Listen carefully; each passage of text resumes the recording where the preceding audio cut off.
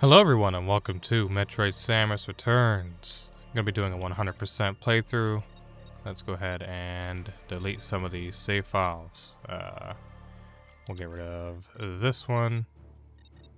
I guess I have to click. Yep. Yes, I want to erase it. And we'll do the same for this one. I don't need any of them really. I'll leave this one just because I like to kind of casually play through that sometimes as like test recording and whatnot. So I'm running this on Citra with an HD texture pack and a 60 FPS, I guess, cheat. It's literally a code you add in the cheat section on the emulator. And it works very well. I played through the game fully like this. It looks great. It runs great. There are a couple of very small caveats to it being at 60 FPS. A couple of very small mechanics that are affected in the game, but they by no means take away from the game. If anything, they improve it, technically. They make it a little bit easier. I'll mention them when we get to them in the actual gameplay, but yeah. So I have a few binds set to buttons on my controller as well, so I won't have to be using mouse and clicking on the little touchscreen over here much. But yeah, without further ado, let's go ahead and get a new file. In the year 20X5 of the Cosmic Calendar, a Galactic Federation research team discovered an unknown life form on planet SR388. While they were While they were able to successfully obtain a living sample, their research vessel was attacked by space pirates during their voyage home. This attack was no coincidence. The space pirates had set their sights on these mysterious organisms called Metroids. They planned to replicate the sample and exploit its ability to absorb the energy of any life form. Their intention was to use Metroids as a weapon, one powerful enough to conquer the entire galaxy. To combat this threat, the Galactic Federation dispatched a lone bounty hunter to infiltrate the space pirate base on the planet Zebes. Against all odds, Samus Aran eradicated the Metroids on Zebes and defeated Mother Brain and the leader of the space pirates. Or she was the leader, sorry. And so the sinister plans were thwarted for a time. Concerned by these developments and by the great threat the Metroid species still posed to the galaxy, the Galactic Federation mounted another expedition to SR388. A special squadron of elite soldiers from the Galactic Federation Police was dispatched to investigate. The team soon went missing, but not before transmitting a small sampling of data back to the headquarters. Analysis of this data confirmed a Metroid presence within the interior of planet SR388. So long as they continued to exist, these Metroids would forever pose a devastating threat to the galaxy. The resulting decision of the Galactic Federation Council was immediate and unanimous. Samus Aran, you must exterminate the Metroids once and for all. And there you have it. Sorry, I was having a little trouble reading that. The arm for my microphone's kind of half in the way of the small window for it. So, I have it laid out a little bit funny. But yeah. Planet SR388. Look how nice this looks. This is a 3DS game.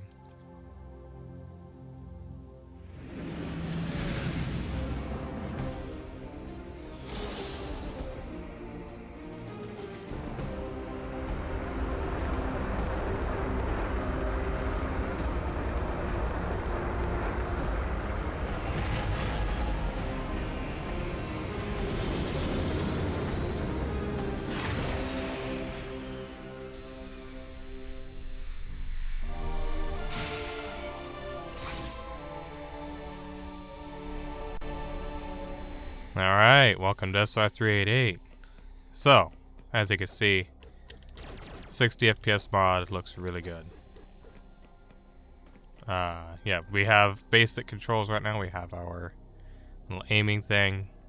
We have missiles. We have power beam. And that's really about it.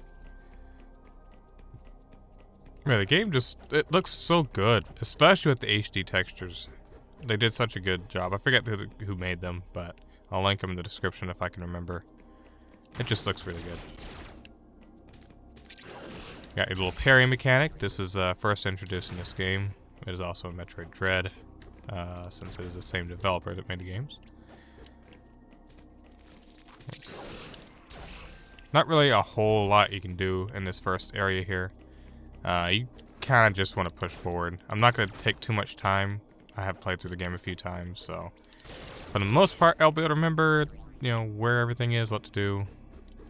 You're supposed to really go like that and break each block and get your way up there like that, but you can just wall jump. I don't see any harm in doing that. You also don't have to parry all the enemies, but in this game, the way they implemented it, it's almost it's a chore to have to stop and do that every time. But as you get later in the game, as enemies get more powerful, you're not able to just like melt through everything like normal. It's a little different. So try to get used to parrying right off the bat. Here we have the actual introduction to parrying. It's called the melee counter, but I just call it parrying because that's, you know, what it is to me. I don't think it's a shortcut here, no. And yeah, that's pretty much it. They've very much so improved on it in Metroid Dread, but it works fine here. It serves a purpose. And you don't have to kill them either. You can kind of just run by and pretend they don't exist, but you know, you're gonna get hit. And that doesn't really work out well. And I'll just go this way. Of course I missed him. I think this is health. The red ones are health, the purple are ammo. Oh no, the other way around. This one's ammo. So red ones are ammo, purple are health. And I don't think there's ones that do both. Whenever you see a missile door, that is an item.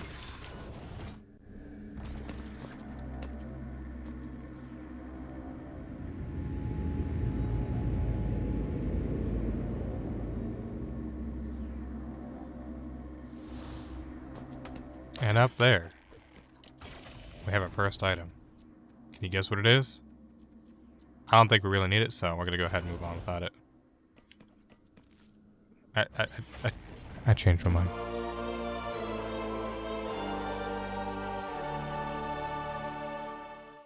Alright, so we got the Morph Ball. They reused the same item get fanfare from Metroid Prime. But yeah, so you can press down twice to go to Morph Ball, or you can touch the touch screen to go to Morph Ball instantly. And so I mapped a random point in the middle of the touch screen to a controller button. I left it to the left trigger, so I can just very comfortably go Morph Ball whenever I want, like aim2R kind of deal. So yeah. There's a little guy back here. I think it got him. Yep. We are good. And we have our first save station. So because it's on emulator, it saves instantly. You don't get the little animation that plays. Like that little flash there, that was it. Normally there's a full animation, like a glittery, you know, saving animation that plays. I don't know why the emulator just skips that. I guess because it saves so quick. I know it's not the 60 FPS mod that messes with it because it did it before I tried that. So, yeah, very weird, very strange, but that's what saving looks like. So, that is one of the few very small differences when you're playing on emulator.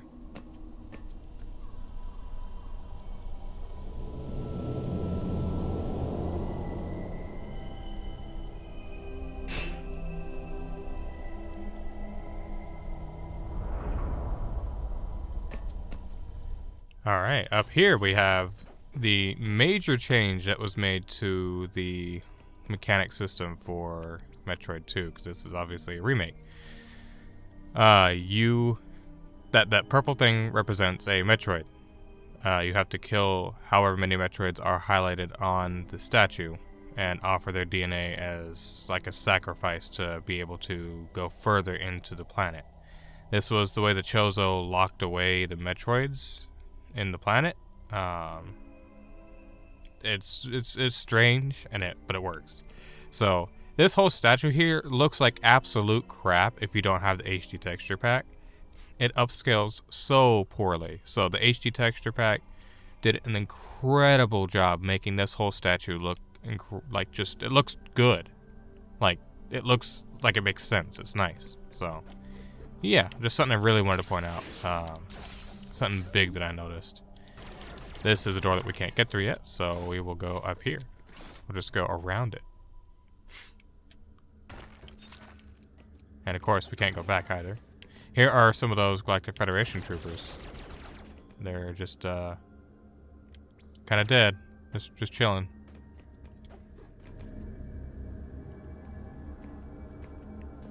Here we have something new.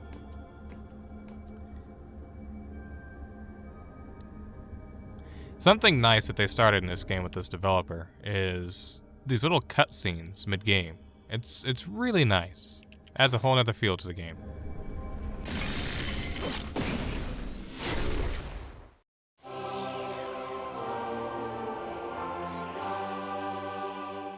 Alright, so we got the Scan Pulse, and we now have Aeon abilities.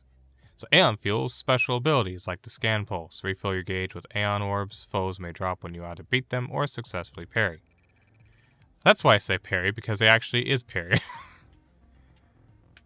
Scan Pulse uses Aeon to scan an area, use it to reveal map information and the location of breakable objects. So, I am of the team, the side that says to heavily abuse this just to cover your map. So, I have it set to the D-pad like it would be on the 3DS itself. I don't use it as much to find the secret blocks because I, for the most part, know where they are in this game. But it is completely necessary to fill out your map and to know where you're going to be going. So whenever you're outside of a little area of your map, just use it. Just use it to cover, to expose the whole map. Also, sometimes you can get double like that, and it's kind of almost a waste. But, yeah. Here's our first missile expansion. In this game, you get 3 per missile expansion, and I believe the max missiles you get in this game is 275, if I remember correctly, which is a weird number. It used to be 250, but they changed it to 275, so. And I think it's the same in Metroid Dread as well.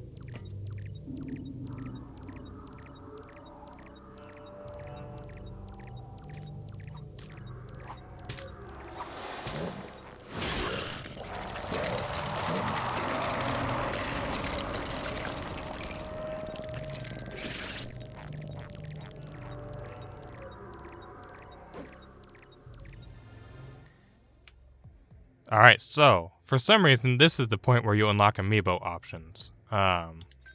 If you use, I think the Samus amiibo gives you extra Aeon. If you use another amiibo, it gives you extra missiles, like a missile refill or something like that. I forget what it is.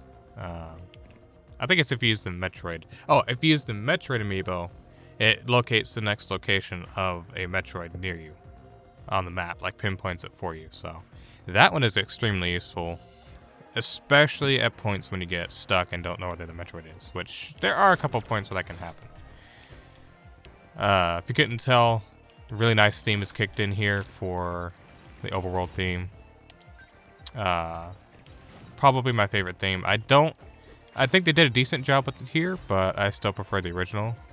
But they did a good job keeping the same vibe.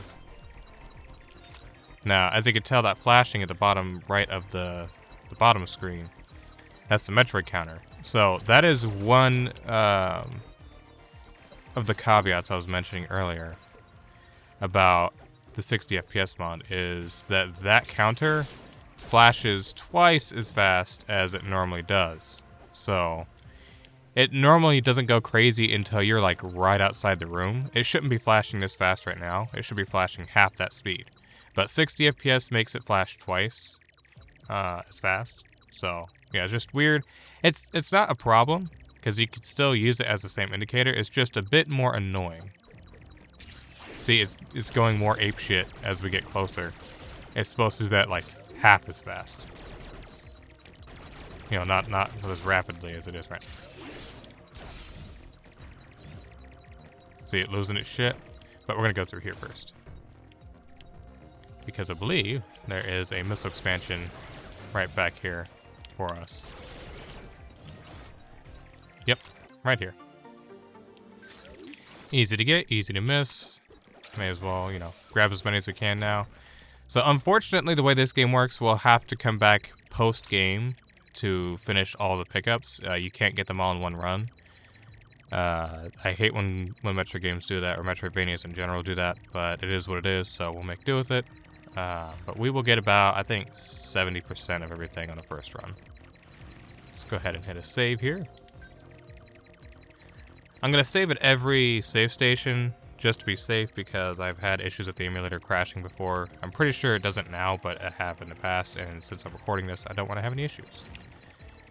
So our counter is literally going ballistic. This is the fastest it goes. It's still supposed to not be this fast, but, you know, is what it is.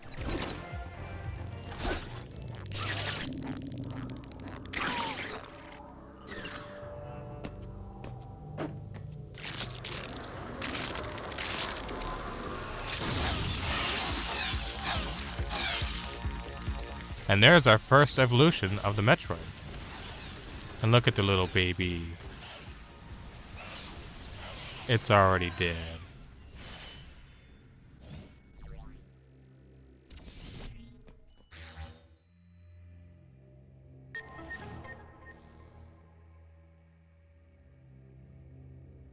Alright, so yeah, that's how you fight Metroids. That is just a Gamma Metroid. I believe it's Gamma. Little baby. That's the first evolution of it. Like the one that flies around that you saw, the soft one, that is the Larva Metroid. So the one we just fought was a Gamma. They're a little bit tougher than that. They normally take about 5 more missiles than that. Maybe, yeah, about 5 more missiles-ish. Something like that. But yeah, they're relatively easy to fight. Now that we have our DNA, as you can see on the map, if you look over here, the statue is flashing, and of course they had the cutscene that shows us to go back. So, let's make our way back. And we don't really need ammo. Here's an energy tank I'll grab. Gladly we'll take that. Not that we needed it yet, but we have another power up here. Now that, look how neat that looks. You would not be able to notice that unless you're with the HD texture pack. Like, I could not notice that even on the 3DS version. That looks so nice. Look at this little dragon dude holding the power up. That's so freaking cool to me. I don't know why. I'm nerding. Sorry. So I don't need to explain the charge beam. It's the charge beam. These doors you can now open. That's pretty much it. So yeah, I like charge beam doors. They make a lot of sense to me. It's a good way to not have to add a whole nother beam, but just a charge attack, and impede progress enough to where you can't sequence break without getting it. You know, I get it. So I like the charge beam. It's actually implemented a lot better in Dread because it has a glitch where you can do a turnaround. If you see my LP, there's a turn, like if you do this just like that, it's fully charged. Like you start charging it, you turn around and let go, but of course it doesn't work in Samus Returns. But anyways, the game is usually pretty good about giving you a shortcut back the way you came, making it easy to get back to the statue once you're done. For the most part, majority of the areas are laid out well, but I will explain bad areas when we get to them.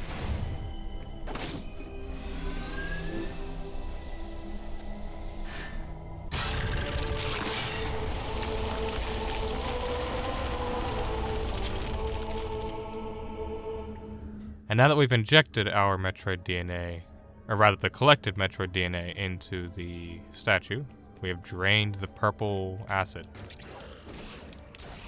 Sometimes these guys don't like parry. They don't attack. I don't know why.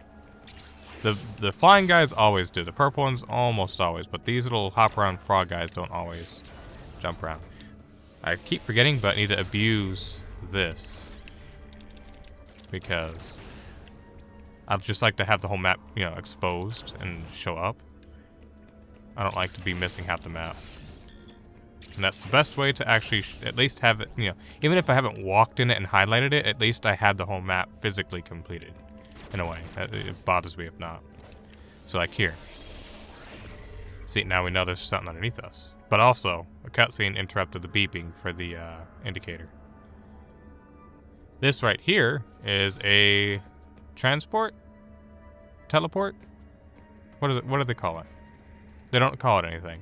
But basically, when you discover multiple of these, you can teleport between any of them across the entire planet. Which is...